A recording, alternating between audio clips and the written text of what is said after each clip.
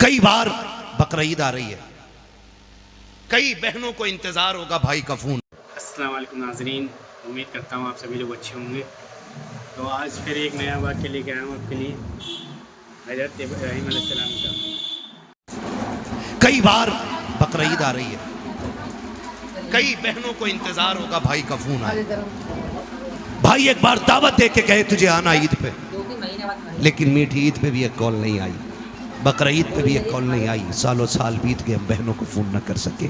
اگر سارے بھی ہم مر جائیں نا پھر بھی خدا کے دین پہ فرق آنے والا، بے شک فرق آنے والا نہیں، سارے بولیں فرق آنے والا نہیں ہے۔ نہیں ہے۔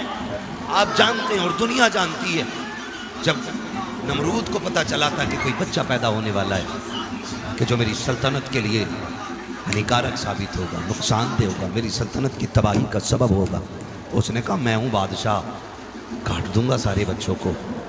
ہزاروں نہیں لاکھوں بچے قتل کرائے، لیکن جب خلیل کی ولادت کی باری آئی، رب نے ان کی ماں کو حکم دیا کہ جاؤ بستی چھوڑو، غار میں جا کے میرے خلیل کو جنم دو۔ غار میں بیٹے کو جنم دیا، پھر حکم ہوا چھوڑ جاؤ۔ ماں تو ماں ہوتی ہے نا، مالک کیسے چھوڑ جاؤں؟ ہر پیدا ہونے والے بچے کو ماں کی ضرورت ہوتی ہے، ہر پیدا ہونے والے بچے کو پانی اور دودھ کی ضرورت ہوتی ہے، ہر پیدا ہونے والا بچہ غذا چاہتا ہے۔ اس پہاڑی میں جنگل میں چھوڑ جاؤں؟ قدرت کی آواز آئی، جب ہم نے اس کو رکھنے کا فیصلہ کیا ہے تو اب کسی شے میں طاقت نہیں ہے جو ہمارے خلیل کو کچھ نقصان پہنچا سکے۔ سبحان اللہ، سبحان اللہ۔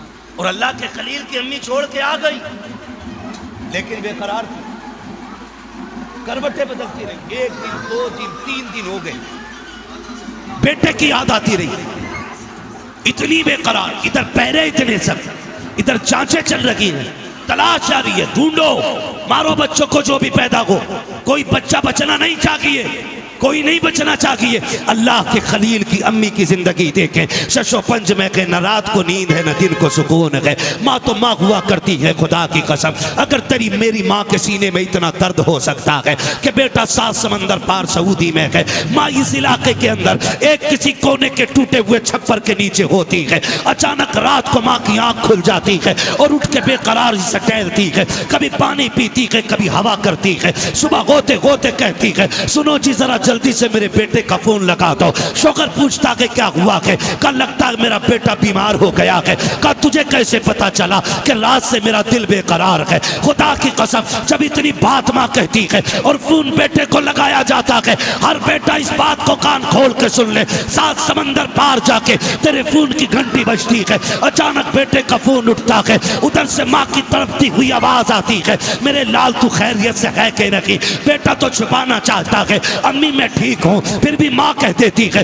بیٹے جھوٹ نہ بول، سچ بتا تیری طبیعت خراب ہے کہ نہیں؟ جب ماں اس لہجے میں بات کرتی ہے تو پردیس میں دکھ جھیلنے والا بیٹا ماں کے لہجے کی تاب نہیں لاتا، پھوٹ کے رو کے کہتا ہے امی رات سے میرے پیٹ میں درد تھا، ابھی تک سکون نہیں ہے، ہاتھ جوڑ کے تم سے کہنا چاہتا ہوں 7 سمندر پار بیٹے کے درد کو ماں نے یہاں چھپر میں لیٹ کے محسوس کر لیا ہے، مگر آج بیٹوں سے پوچھنا چاہتا ہوں جب تم ایسی کمروں میں لیٹے ہوتے ہو اور کروٹ میں ایک ہاتھ کا پنکھا لے کر کے بوڑھی ماں لیٹی رہتی ہے اور وہ رات بھر پانی مانگتی رہتی ہے، اس کے آواز ہمارے کانوں تک کیوں نہیں آیا کرتی ہے؟ مجھے بتا تو سکی 7 سمندر پار تو بیمار ہوا تھا، ماں کے دل کو پتا چل گیا تھا تیری کروٹ میں ماں بیمار ہوئی ہے، تجھے آواز کیوں نہیں آ رہی ہے؟ اور یار کتنے درد کے ساتھ یہ بات کہوں، کتنی مائیں تو راتوں کو اٹھی ہے پانی لینے کے لیے، جب بیٹے اور بہو نے پانی نہیں دیا کمزوری کی وجہ سے گری ہے، سرزمین پہ لگا ہے اور ہمیشہ کے لیے ماں کا انتقال ہو گیا ہے۔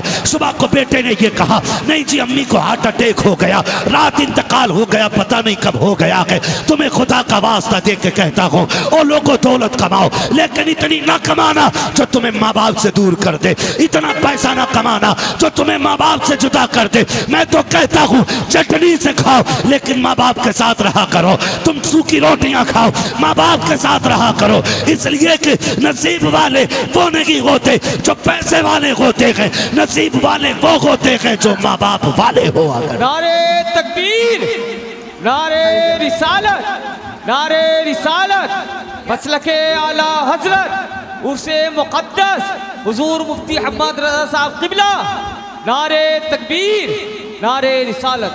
آپ کو ماں ہوتی ہے نا، اللہ کے خلیل کی امی کروٹیں بدل رہی ہیں. مالک میرا بیٹا میرا بیٹا میرا بیٹا میرا بیٹا. پھر اجازت مل گئی توڑی غار کی طرح. جا کے دیکھا نا تو اللہ کے خلیل نے 2 انگلیاں منہ میں دے رکھی ہے. ماں تو دیکھتے ہی بیٹے کو قرار ہو گئی، ایسے لپٹ گئی جیسے پرسوں کی جدائی کے فاصلے مٹ گئے. کبھی ماتھا چوم رہی ہیں، کبھی گال چوم رہی ہیں، سینے سے ماں لگا کے بیٹھی رہی. فرماتی میں اس فکر میں تھی کہ میرے بیٹے کو غذا کہاں سے مل رہی ہے. کہتی میں نے بیٹے کے منہ سے انگلیاں نکالی نا تو فرماتی کہ ایک انگلی سے شہد ٹپک رہا تھا، دوسری انگلی سے دودھ ٹپک رہا تھا.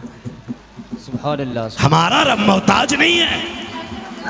ہم ان لوگوں کو کہنا چاہتے ہیں ہم اس رب کے ماننے والے ہیں جو لفظ کن سے کائنات کا پیدا کرنے والا ہے. بے شک. ہم اس رب کے ماننے والے ہیں جو گوشت اور خون کے بیچ سے سفید دودھ کی دھاریں نکالنے والا ہے. ہمارا رب وہ ہے جو پتھر میں کیڑوں کو روزی دے دیتا ہے. بے شک. ہمارا رب وہ ہے جس نے محمد جیسا محبوب پیدا کیا ہے. ہمارا رب کوئی کمزور نہیں ہے. ہمارا رب وہ ہے کہ جس کی مرضی سے دن بھی نکلتا ہے رات بھی ڈھلتی ہے. اور لوگوں ہم اپنے آپ کو کمزور نہ سمجھیں، لیکن اتنا ہے کہ رب سے رشتے مضبوط کریں. ایک مدت مقررہ تک اللہ کا خلیل غار میں رہا، پھر ماں کے ساتھ تشریف لے آئے. ماں کے ساتھ تشریف لے آئے. فرمایا گیا یہاں تک تاریخ میں لکھا ہے کہ پھر اللہ کے خلیل نے جو کیا وہ کسی میں کرنے کی ضرورت نہیں تھی. چچا نے کہا چلو جی بت بیچنے چلنا ہے، اسی سے گھر کا خرچہ چلتا ہے. کہا چلو. آپ نے نا ٹانگیں باندھی ان کی رسی میں اور کھچیڑتے ہوئے روڈ پہ لے کے نکلے اور اعلان کر رہے تھے کہ کون خریدے گا ان خداؤں کو جو اپنی حفاظت نہیں کر سکتے، وہ کسی اور کی حفاظت کیا کریں گے. کون خریدے گا ایسے بتوں کو جو اپنی ٹانگ نہیں چھڑا پا رہے ہیں، وہ تمہاری جان کیسے چھڑا پائیں گے. کسی نے آ کے چچا کو خبر دی، سنو آذر جسے بھیجا ہے نا بھتیجے کو بت بیچنے، اس نے سارے توڑ ڈالے ہیں، سارے ہی توڑ ڈالے. اللہ کے خلیل گھر آئے. چچا کہنے لگے یہ تم نے کیا کیا؟ تم نے توہین کی ہے خداؤں کی. مسکرا کے کہنے لگے چچا آپ ہی بتاؤ، جن آٹوں کے بت بنا کے لے کے جاتے ہو بھوک لگتی ہے تو انہی رستے میں توڑ کے کھانے لگ جاتے ہو. جسے بندہ کھا جائے وہ خدا کیا ہو سکتا ہے؟ ہاں اللہ نے کو خلیل کو تائید عطا کی، مدد دی اللہ نے اللہ اپنے خلیل کو. اگر تفصیل سے بیان کروں بڑا وقت لگے گا. قرآن یہ کہتا وَلَنَبْلُوَنَّكُمْ بِشَيْءٍ مِّنَ الْخَوْفِ وَالْجُوعِ وَنَقْصٍ مِّنَ الْأَمْوَالِ وَالْأَنفُسِ وَالثَّمَرَاتِ وَبَشِّرِ الصَّابِرِينَ. یہ قرآن کا اعلان ہے. اگر تم نے کلمہ پڑھا ہے تو ہم تمہیں ضرور آزمائیں گے.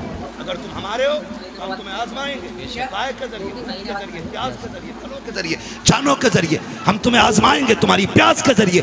اب قرآن یہ کہہ رہا آزمائیں گے تو پھر آزمائشیں آ گئی ہیں. دعائیں یہ کیا کرو اللہ ہمیں آزمائشوں میں ثابت قدم رکھے. یہ سب سے بڑی بات ہوتی ہے، آزمائش میں ثابت قدم رکھے. یہ سب سے بڑی بات ہوتی ہے. پھر آزمائش اللہ کے خلیل کی شروع ہوئی. کتنی مشکل میں وقت گزرا. آپ دیکھو پیدا ہوتی غار میں وقت کاٹ رہے ہیں. گھر آئے تو پھر گھر والوں کے نظریے سے اختلاف ہے. پھر اس کے بعد باتیں بہت ہیں. میلہ ہوا، بتوں کو توڑا. قرآن نے پورے واقعے کو تفصیل سے بیان کیا ہے، لیکن وقت کم ہے. میں کچھ اور بتانا چاہتا ہوں. آپ کو آزمایا گیا یہاں تک کہ پھر آپ کو آگ میں ڈالنے کا فیصلہ کیا گیا کہ انہوں نے ہمارے خداؤں کو توڑا، انہیں وہ سزا دو تاکہ پوری دنیا کے لیے نصیحت بن جائے. کہا کیا؟ کہا آگ لگا دو. پھر نمرود کی آگ لگائی گئی. آتش نمرود جسے کہا جاتا ہے نا، نمرود نے آگ لگوائی. لکڑیاں اکٹھا کر کے آگ اتنی تیز تھی کہ 2.5 کوس اوپر تک اس کے اوپر سے کوئی پرندہ نہیں گزر سکتا تھا. یہ تیزی تھی آگ کے اندر. 2.5 میل ادھر 2.5 میل ادھر، کوئی خرب و جوار سے نہیں. پھر جب پھینکنے کی باری آئی سوچا کدھر سے پھینکا جائے. سنیں ذرا نوجوانوں، یہ بتانا چاہتا ہوں. تو پھر ابلیس آیا اور اس نے کہا منجنیق کے ذریعے پھینکو. آگ میں قریب کوئی نہیں جا سکتا. منجنیق تیار کرائی گئی. اللہ کے خلیل کو کپڑے اتارے گئے. اللہ کے خلیل کے ننگا کر کے بٹھایا گیا جب منجنیق کے اندر. ہاں یہی تو پھر مصطفیٰ جان رحمت نے فرمایا لوگوں جب قیامت کا دن ہوگا اللہ سب سے پہلے میرے جد امجد ابراہیم کو آواز دے گا، ابراہیم تو نے میری خاطر کپڑے اتروا دیے تھے، آج سب سے پہلے تجھے جنت کا لباس پہنایا جائے. سبحان اللہ سبحان اللہ. یہ محبوب علیہ السلام فرما رہے کپڑے اتار کے منجنیق میں بیٹھایا گیا. پھینکنے کی تیاری ہے. جانتے ہو فرشتے آ گئے. کوئی خواہش؟ فرمانے لگے جاؤ تمہاری کوئی ضرورت ہی نہیں ہے، کوئی ضرورت ہی نہیں. جبریل کہتے ہیں مجھ سے کہو میں خدا تک جاتا ہوں. सिदरतुल मुंतहा तक मेरी रसाई है, जाके कह दूं रब से। तो अल्लाह के खलील ने सीधी बात कही थी, मैं जिसके लिए आग में डाला जा रहा हूं वो खूब जान रहा है। अगर वो इसमें राजी है तो मैं भी इसमें राजी हूं, मैं भी इसमें राजी हूं। फिर फरिश्तों ने कहा मालिक तू हमें इजाजत दे दे, हम जाके तेरे खलील से बात कर लें। रब ने फरमाया वो मेरा खलील है, जाओ तुम भी जाके तमन्ना पूरी करो। हवा के फरिश्ते ने कहा इजाजत दें, उड़ा के ले चलें। दूसरे फरिश्तों ने अपने अपने काम बताए, फरमाने लगे जाओ ना अपना काम करो, खलील को अपना काम करने दो। और जब आग में फेंका गया ना तो फिर अल्लाह ने हुक्म दिया या नारू कूनी बर्दन व सलामुन अला इब्राहीम, आग इब्राहीम के हक में ठंडी और सलामती वाली हो जा। मुअर्रिखीन ने लिखा है कि जब आप अंदर गए तो अल्लाह ने उसी आग को जन्नत के फूलों में तब्दील फरमा दिया था। सुभान अल्लाह, सुभान अल्लाह। तभी तो कहा आज भी हो जो बराहीम सही माँ पैदा, आग कर सकती है अंदाजे गुलिस्तां पैदा। तो भाई अल्लाह के खलील गए और फिर रब ने उनके लिए ना अंगारों को भी फूल बना दिया। मेरे अजीज फिर आग से निकले, वतन छोड़ा। नमरूद ने बुला के ना फिर कहा था भाई आखिरी बार मान जाओ, मुझे खुदा मान जाओ। आपने फरमाया तू होता कौन है दावा करने वाला? खुदा वो है जो जिंदगी और मौत का मालिक है। तो वो भी गधा था आज के गधों की तरह। उसने भी कहा ये तो हम भी कर सकते हैं।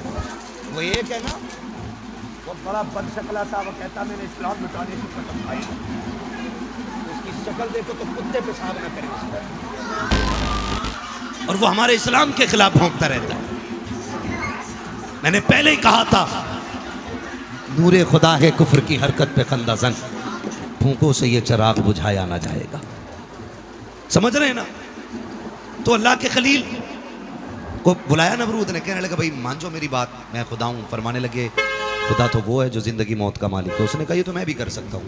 कहा कैसे? उसने दो कैदी बुलाए, मार दिया, छोड़ दिया। कहा देख इसे मौत दी मेरी मर्जी थी, इसे जिंदगी दी मेरी मर्जी से, ये भी मेरी मर्जी से हो गया। फिर अल्लाह के खलील ने समझ लिया कि इसके दिमाग में गोबर है, ऐसे नहीं मानेगा। आपने कहा सुन, मेरा रब वो है जो पूरब से सूरज निकालता है, पश्चिम में छुपाता है। अगर तू खुदा है तो पश्चिम से निकाल के पूरब में छुपा दे। मेरे महबूब अलैहिस्सलाम फरमाते कि ये जो दावा अल्लाह के खलील ने किया था कि खुदा वो है जो पूरब से निकाल के पश्चिम में छुपाता है, अगर नमरूद पलट के ये कह देता कि चलो जी अपने रब से कह दो वो ही ऐसा करके दिखा दे, तो फरमाते हैं अगर इब्राहीम ये कह देते तो रब मेरे जद्दे अमजद के लिए सूरज को पश्चिम से निकाल देता। क्योंकि जब कुर्बानी रब के लिए दी थी तो ताईद भी रब की थी, मदद भी रब की तरफ से आई थी। और मेरे अजीज अगर हम अल्लाह वाले हो जाएं तो मदद आसमानों से उतार दी जाती है। 313 बन के देखो, फिर देखो मदद आसमान से आती है कि नहीं। लेकिन क्या कहें, हमारे घरों के अंदर आज भी किले का पानी मौजूद है, हमारे घरों के अंदर आज भी थम्सअप मौजूद है, आज भी हमसे स्प्राइट नहीं छूट रही है, आज भी हमसे इजराइल के प्रोडक्ट का बाइकाट नहीं हो रहा है। जबकि वो फिलिस्तीन के बेकसूर बच्चों की लाशों को हवाओं में उड़ा रखे हैं, लेकिन हम उन्हीं की कोल्ड ड्रिंक पी करके खुद हवाओं में उड़ रखे हैं। क्या जवाब हुजूर को दोगे? अगर नहीं पियोगे कोल्ड ड्रिंक तो मर नहीं जाओगे, अगर किले नहीं पियोगे तो तुम्हारी किडनी और फेफड़े खराब नहीं हो जाएंगे। मैं तो अल्लाह की इज्जत की कसम खा के कहता हूँ, जब कोई फिल्टर मशीन न की थी, जब कोई साइंस का कोई मिलावट पानी के अंदर न की थी, जब कोई केमिकल नहीं बना था, उस वक्त में न किडनी के मरीज मिलते थे, न फेफड़ों के मरीज मिलते थे, न लीवर खराब होते थे। जब से ये मशीनें लगी हैं तब से बीमारियां लग गई हैं। आज भी कहता हूँ अल्लाह पे भरोसा करके तुम समर का पानी पियो, हैंडपंप का पानी पियो। खुदा की कसम हिफाजत के लिए मशीनें लगी है, हिफाजत के लिए खुदा की रहमतों के मकीन उतरा। हक है क्या कहने, नारे तकबीर,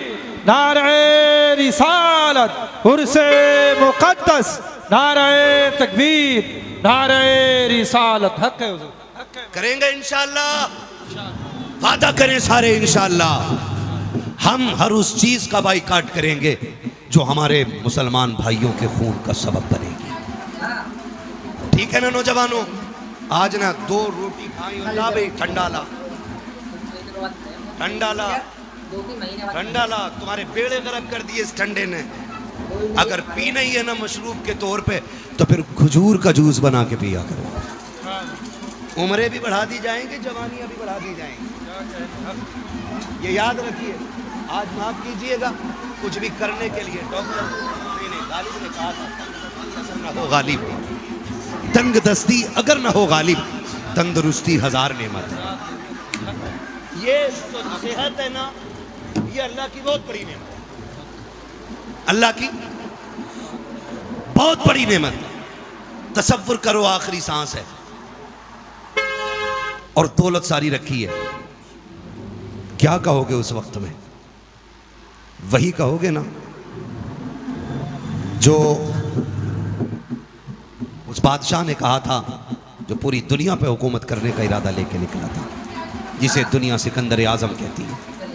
اسے راستے میں سانپ نے کاٹ لیا، فتح پہ فتح کرتے چلا جا رہا تھا، علاقے کے علاقے فتح، راستے میں سانپ نے کاٹ لیا. کم عمر نوجوان تھا، جیسی سانپ نے کاٹا سارے طبیب لگ گئے، لاؤ لاؤ بھی ٹھیک کرے ٹھیک کرے. زہر بڑھتا چلا گیا. طبیب نے آخر میں کہہ دیا نہیں بچنا نہیں ہے بادشاہ. اس نے کہا پھر ایسا کرو کیا میں پردیس میں ہی مر جاؤں گا؟ کہا ہاں زہر یہاں ہے تو پھر مرنا بھی یہی ہے. اس نے کہا میری آدھی دولت لے کے کسی سے کہو کہ مجھے اتنی سانسیں ادھار دے دے کہ میں وطن میں جا کے مر سکوں، وطن میں جا کے مر سکوں. طبیبوں نے اور اس کے حکما نے کہا کہ بادشاہ کوئی دولت ایسی نہیں بنی ہے جو کسی کو ایک سانس ادھار دلا سکے.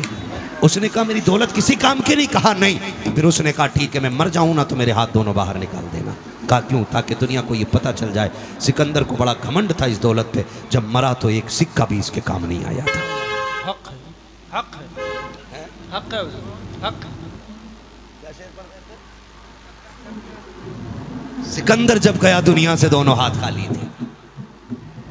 ہاں تو کوئی نتیجہ اس دولت کا نہیں رہ جانا ہے. اللہ نے صحت دی ہے نا، اس کی حفاظت کرو. آپ کے پیر کٹ گئے، آپ کے پاس کروڑوں کی جائیداد ہے، کیا کرو گے اس کا؟ آپ کے ہاتھ کٹ گئے، آپ اربوں کے مالک ہو، کیا فائدہ پھر اس کا؟ کوئی نتیجہ نہیں ہے. تو اس کی حفاظت کرو، صحت بچا کے. صحت ہوگی تب آپ دین کا کام کریں گے، تب آپ دین کا کام کریں گے. اور جب صحت ہی نہیں ہوگی تو کیا خاک کام کریں گے؟ 4 بجے تک پب جی کھیل کے سونے والا، 11 بجے 12 بجے اٹھنے والا، وہ قوم کی تقدیر بدلے گا؟ جس کا باپ بھی 3 بجے ڈرامے دیکھ کے سو رکھا ہو، جس کی ماں 9 بجے سو کے اٹھ رکھی ہو، اس گھر کا بیٹا IAS IPS کیسے بن سکتا ہے؟ کیا یہ بھی ذمہ داری ایک پردھان کی ہوتی ہے؟ کیا یہ بھی ذمہ داری گاؤں کے ایک چوکیدار کی ہے کہ ہمارے بچوں کو وہ اٹھائے؟ نہیں. جب مائیں تہجد گزار ہوتی ہیں تب بیٹا بابا فرید الدین گنج شکر بنا کرتا ہے. حق ہے حضور، حق ہے ماشاءاللہ. یہ یاد رکھیے گا، ہر کسی کا بیٹا صابر کلیری نہیں ہوتا ہے. جب مائیں تہجد گزار ہوتی ہیں تو بیٹا صابر کلیری ہوتا ہے. ہاں، اور جب مائیں اللہ کی ذکر کی ذاکرہ ہوتی ہیں تب بیٹا معین الدین اجمیری ہوتا ہے. جو مائیں 11 بجے تک سوتی ہے ان کی گود میں کبھی صلاح الدین ایوبی نہیں آیا کرتے، کبھی نہیں آیا کرتے. دنیا کہتی ہے حسین نے نیزے پہ قرآن پڑھا ہے. میں نے کہا بے شک پڑھا ہے. آج تک کوئی ایسا قاری نہیں آیا جس نے نیزے پہ چڑھ کے قرآن پڑھا. دیکھا کوئی تم نے قاری؟ سنا کوئی قاری؟ بول سکتے ہیں تو بولیں، ورنہ سونے لگ گئے ہو تو کوئی بات نہیں، مجھے سونے کی دعا آتی ہے. سونے کی دعا پڑھ لیں. ہاں پھر بولیں دیکھا کسی کو نیزے پہ قرآن پڑھتے ہوئے؟ سنا کسی کو؟ علی کے بیٹے کے علاوہ آج تک کسی نے نیزے پہ قرآن پڑھا ہی نہیں. دنیا کہتی ہے کمال سارا حسین کا ہے. میں نے کہا نہ، کمال سارا حسین کا نہیں، اس میں کمال سارا فاطمہ زہرا کا ہے. اس میں کمال حیدر کرار کا ہے. آپ کہیں گے کیسے؟ وجہ یہ ہے کہ مولا کائنات جب مزدوری کرنے جاتے تھے کوئی بندہ نہیں بتا سکتا ہے کہ جتنی دیر مزدوری کرتے ہو دنیا کی ایک بات بھی کی ہو، بلا ضرورت کسی سے بات نہ کرنا. تلاوت ہو رہی ہے، کھیت کھودے جا رہے ہیں، سورہ رحمان پڑھی جا رہی ہے، کندی لگائی جا رہی ہے، سورہ یاسین کی تلاوت ہو رہی ہے، باغ کے لیے پانی کھینچ کر کے باغوں کو سیراب کیا جا رہا ہے. اس طرح سے کمایا گیا حیدر کرار نے، ان لقموں کو کھایا گیا हसनैन करीमैन ने फिर जिस माँ की गोद में परवरिश खा पाई है, उस माँ की तारीख उठा करके देखो। जब भी बेटों को दूध पिलाया है, हमेशा कुरान की लोरियां दे करके पिलाया है। तुम्हें क्या लगता है जब माँ बेटों को गोद में लेकर के कुरान पढ़ करके दूध पिलाती थी तो बेटे आंखों में आंखें डाल के कहते थे अम्मी ये तेरा कमाल है कि दूध कुरान पढ़ के पिलाती है। आज हम ये वादा करते हैं कि तेरा बेटा वो करके दिखाएगा जो किसी के बेटे ने नहीं किया। हुसैन कहते थे तूने दूध पिलाते हुए कुरान पढ़ा के, हम नेज़े पे जाते हुए कुरान पढ़ के दिखाए। नारे तकबीर, नारे रिसालत, नारे रिसालत। हुसैन को समझने की जरूरत नहीं है। कुछ लोगों ने सारी हुसैनियत ढोल में ही रख रखी है लाके, सारी हुसैनियत। कुछ दिन 10 दिन कुछ लोग काले कपड़े पहनते हैं, कुछ पट्टियां बांध लेते हैं, कुछ घुंघरू बांध के घूम रहे हैं, हाँ, कुछ भांग पी के शराब पी के दोनों हाथों से ढोल चल रहा। कौन है का ये हुसैनी है?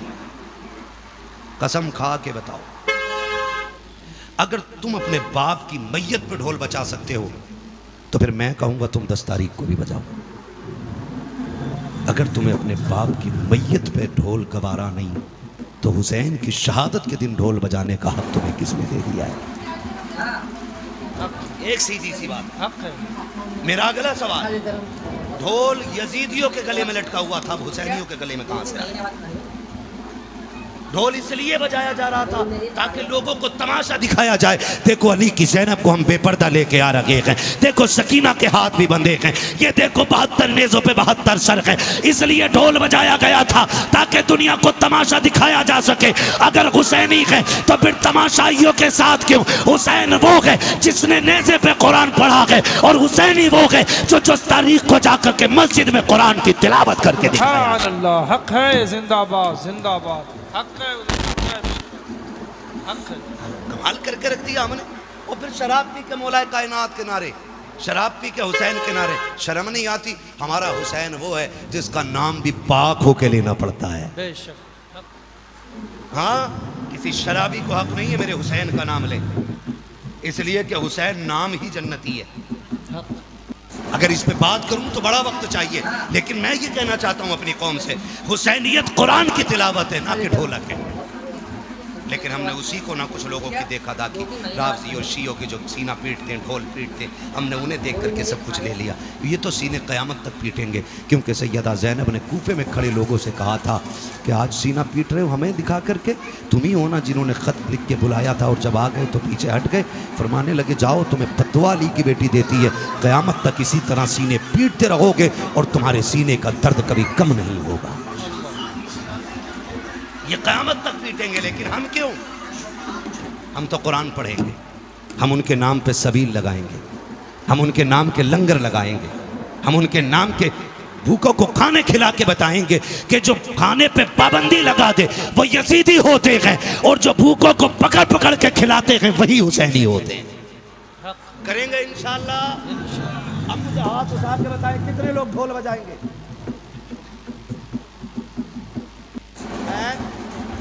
ना बजाए मेरे भाई, जब तक दीन नहीं आया था समझ में उस वक्त तक आप बच रहे होगे, लेकिन नहीं, मैं किसी को ताकीद नहीं करूंगा। ये दीन है हुजूर का, कबूल करें आपकी मर्जी है, ना करें हिसाब आपको देना है, हमारा काम बताना है भाई। किसी को मैं तनकीद नहीं कर रहा हूँ, और कोई यहाँ किसी का नाम ना ले। मैंने तो मुतलकन सारे ईमान वालों से कहा है हुसैनी वो है जो कुरान पढ़े, हुसैनी वो है जो कुरान पढ़े, हुसैनी वो है जो प्यासों को पानी पिलाए। जानते हो जब मुख्तार सख्फी ने करबला वाले हुसैन के खून का बदला लेना शुरू किया था, सुने एक एक भाई सुने मेरी बहुत गौर से बात को, और जब एक एक मुजरिम को पकड़ पकड़ के मारा जा रहा था तो वो शिमर लईन, वो शिमर लईन जिसने हुसैन के गले पे खंजर चलाया था, सुन रहे हो ना, है तवज्जो, वो जान बचा करके भाग रहा था।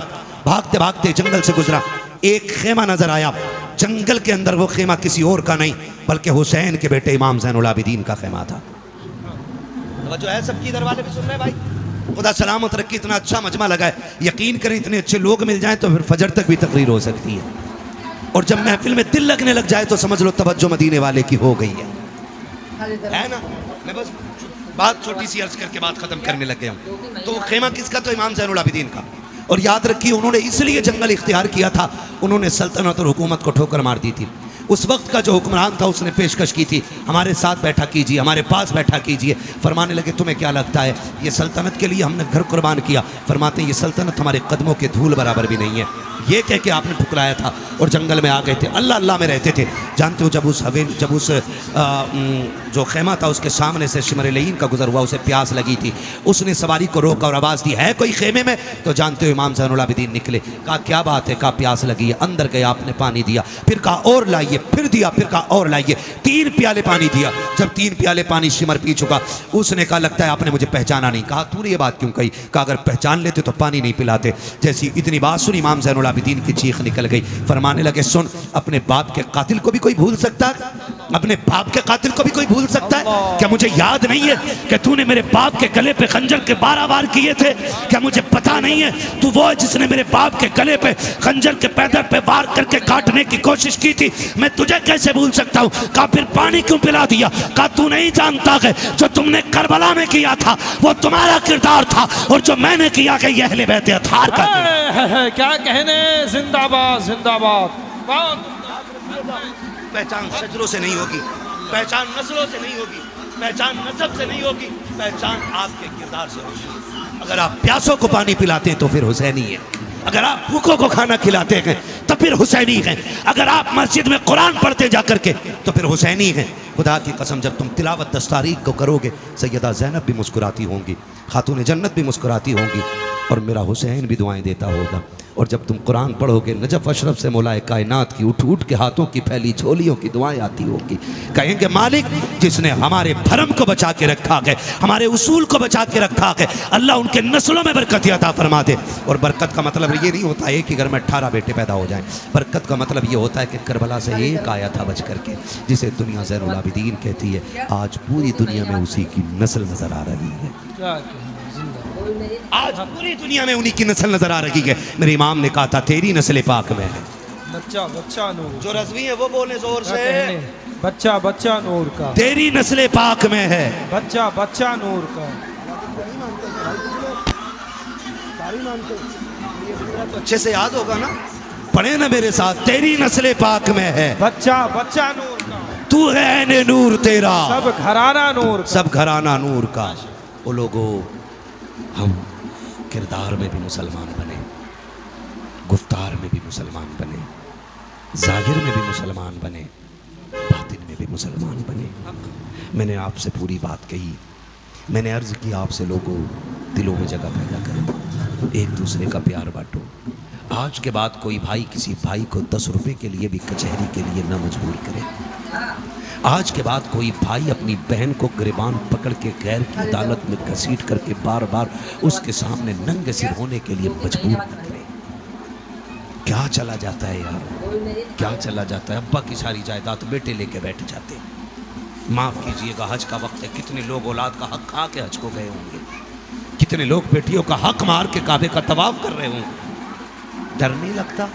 لاکھ بار کہو لبیک لبیک لبیک، اگر اس نے ایک بار کہہ دیا لا لبیک تو تیرا پورا سفر خراب ہو جائے گا۔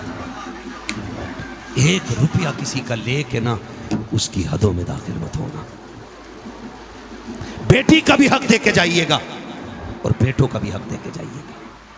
کئی بار بقرعید آ رہی ہے، کئی بہنوں کو انتظار ہوگا بھائی کا فون آئے، بھائی ایک بار دعوت دے کے کہے تجھے آنا عید پہ، لیکن میٹھی عید پہ بھی ایک کال نہیں آئی، بقرعید پہ بھی ایک کال نہیں آئی، سالوں سال بیت گئے، ہم بہنوں کو فون نہ کر سکے۔ بہنوں کو احساس ہوتا باپ تھا تو ہر 8ویں دن آتا تھا، جب سے باپ قبرستان گیا ایک فون کی فرصت بھائیوں کو نہیں۔ سن میرے عزیز، برکتیں تیری محنت سے نہیں آتی ہیں، برکتیں کسی کے چند ٹوٹے ہوئے جملوں کی دعاؤں کی برکت سے آ جایا کرتی ہیں۔ اپنے رزق میں دوسروں کا حصہ رکھا کرو، جب اللہ تمہیں کثرت سے دے اور اچھے دن آئے تو پھر سب کو بلاؤ، بیٹھاؤ، پھر ایک دسترخوان پہ کھاؤ۔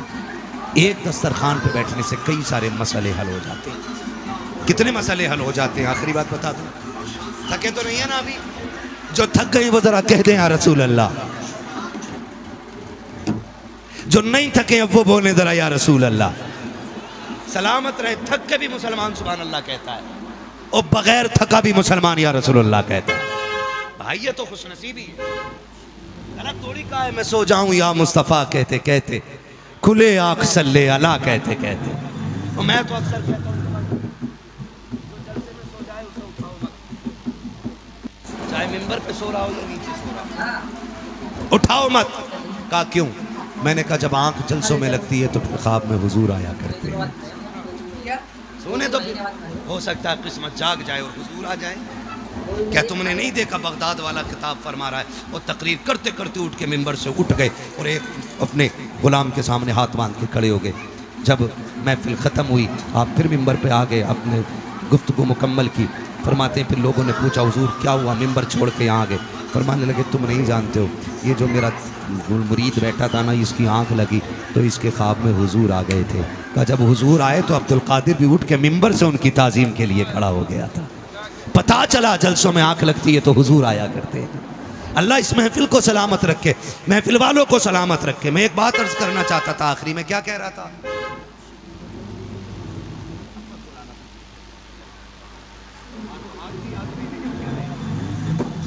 آخری بات سن لے, میں نے کہا تھا دعوتیں کیا کرو ایک دوسرے کی. اللہ اگر توفیق دے تو دسترخوان پہ دوسروں کو بلاؤ, فائدے. آ کے کہتے ہیں حضرت جی امبا کی بڑی یاد آ رہی ہے, 6 سال ہو گئے ایک دن بھی خواب میں نہیں آئے, کدھر نکل گئے؟ کوئی کہہ رہے اماں دیکھنا چاہتا ہوں, کوئی دعا بتا دو, تم تو بڑی تقریریں کرو, اماں دیکھ لوں میں خواب میں. تو مجھے خواب کی دعا تو نہیں آتی ہے, البتہ جاگتے ہوئے دیکھنے کا طریقہ ایک میں بتا دیتا ہوں. جاگتے ہوئے اگر ماں باپ چلے گئے اور انہیں دیکھنا چاہتے ہو تو ایک دن دسترخوان بچھاؤ اور سارے محرم لوگ بیٹھے ہو, ایک بھی غیر محرم نہ ہو, صرف بھائی بہن سارے ایک دوسرے کو دعوت دے کے اکٹھے ہو کے بیٹھ جاؤ, اور پھر مسکرا کے کھانا کھانا شروع کرو, ایک دوسرے بات کرنا شروع کرو. پھر آپ نظر اٹھا کے سب کا چہرہ دیکھنا. خواب کا تو نہیں پتا, البتہ جب کوئی بہن مسکرا رہی ہوگی تو اس کی آنکھ میں, اس کے چہرے میں ماں کا چہرہ نظر آنے لگ جائے گا. اور کوئی بھائی کوئی بات روب کے ساتھ کہہ رہا ہوگا تو اس کے لہجے میں باپ کا لہجہ دکھائی دے گا.